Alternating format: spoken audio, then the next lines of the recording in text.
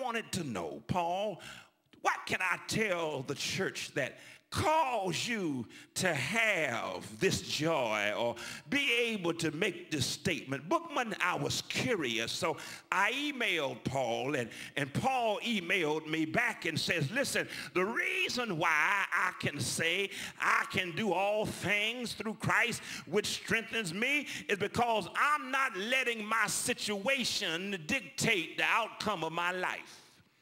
I'm not looking at my surroundings to determine, looking at my present situation to determine where I will wind up. Paul says, yes, I'm in jail. I'm locked up. I have a name tag. I got a number stenciled across my back. But he says, listen here, in order to be able to make a statement, Vince, of this magnitude, Paul says, first thing you got to have, you got to be able to come together in grips with yourself and have self-surrendering.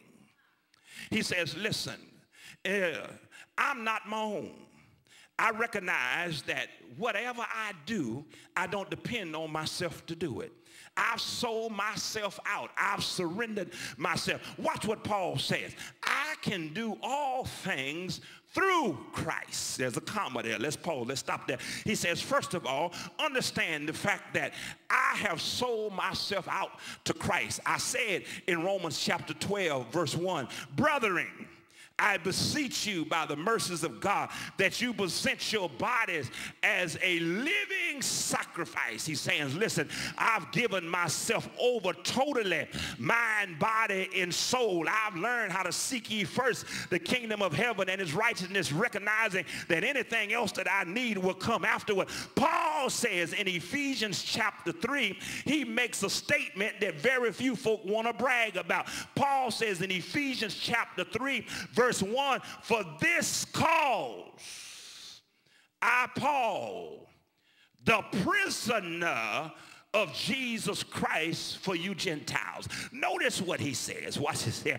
He says didomos in the Greek. He says, I am a bond servant. I am a prisoner. He says, listen, I'm legitimately saying that I am incapacitated. I am in shackles. I am at the mercy of the Almighty God. He says, in other words here, I'm no longer my own. I have surrendered my body, mind, and soul for the operation and the dedication of the Lord's work. He says, it don't matter what they do to this body, Tara. Don't matter what happened to me in this life, because, see, I told the Corinthians to be absent from the body is to be present from the Lord. So I'm waiting for the day to get snatched up from down here so I can go be with the one I love, so I can go surrender myself to Jesus. But yet while I am here, I'm going to give him my all. And can I stop right there?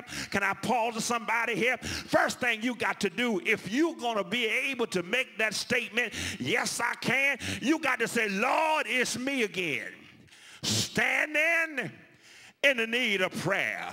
Not my mother, not my father, not my sister, not my brother, but it's me. You know what prayer is.